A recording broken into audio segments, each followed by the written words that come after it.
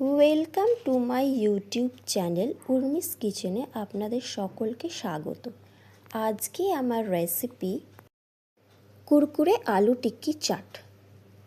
আমি টক দই নুন চিনি দিয়ে ফেটিয়ে রেখেছি, তারপর প্লেটে সার্ভ করব। তার জন্য আলু টিক্কিগুলো দিয়ে দিয়েছি, তার ওপরে টক দই ফেটানো সেটা ওপরে ছড়িয়ে দিয়েছি, তেঁতুলের টক মিষ্টি চাটনি দিয়ে দিয়েছি, জিরে ভাজা, চাট মশলা, ধনে পাতা, ঝুরি ভাজা দিয়ে সার্ভ করে দিলাম। দেখে নেওয়া যাক আমার এই রেসিপিটি। এটি বিকেলের জলখাবার। এরকম কুরকুরে আলু টিক্কি চাট ইভিনিং স্ন্যাক্সে হয়ে গেলে দারুণ জমে যায়। কুরকুরে আলু টিক্কি চাট বানানোর জন্য আমি এখানে আলু সিদ্ধ করে নিয়েছি। সিদ্ধ করে ঠান্ডা করে আলুটাকে আমি চটকে নিয়েছি। এর মধ্যে আমি কিছু মশলা দেব। জিরে ভাজা, স্বাদ অনুযায়ী নুন, বিট নুন, লঙ্কার গুঁড়ো, গোলমরিচের গুঁড়ো, স্বাদ অনুযায়ী চিনি, কাঁচা লঙ্কা কুচি,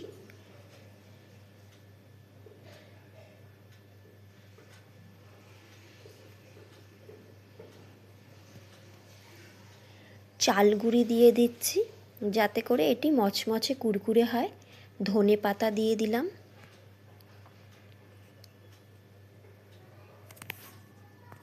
আদা পেস্ট দিয়ে দিয়েছি প্রথমে 1 চামচ, আর 2 চামচ কর্নফ্লাওয়ার দিয়ে দিলাম মচমচে হবার জন্য। এবারে সমস্ত উপকরণগুলো হাত দিয়ে ভালো করে চটকে চটকে মেখে নিচ্ছি। ভালো করে মাখা হয়ে গেছে। এবারে হাতে তেল মাখিয়ে একটু একটু করে নিয়ে বল করে তাকে টিক্কি আকারে শেপ দিয়ে নিচ্ছি। গোল করে চ্যাপ্টা করে এরকমভাবে শেপ দিয়ে নিচ্ছি।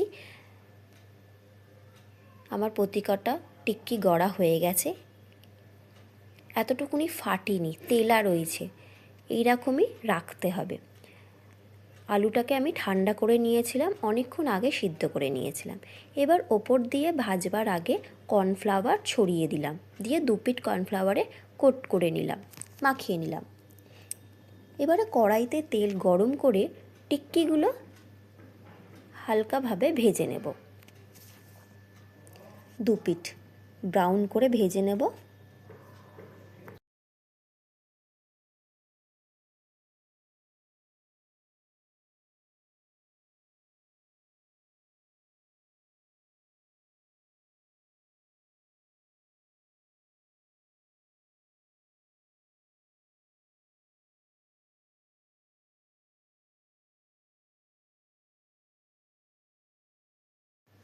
এক পিঠ ভাজা হয়ে গেছে, অপর পিঠ উল্টে দিলাম। ভাজা হয়ে গেছে, এইভাবে 2 পিঠ ভেজে নিতে হবে, দিয়ে তুলে নিচ্ছি। আমার সবকটা টিক্কি আলুর টিক্কি ভাজা হয়ে গেছে, তুলে নিয়েছি।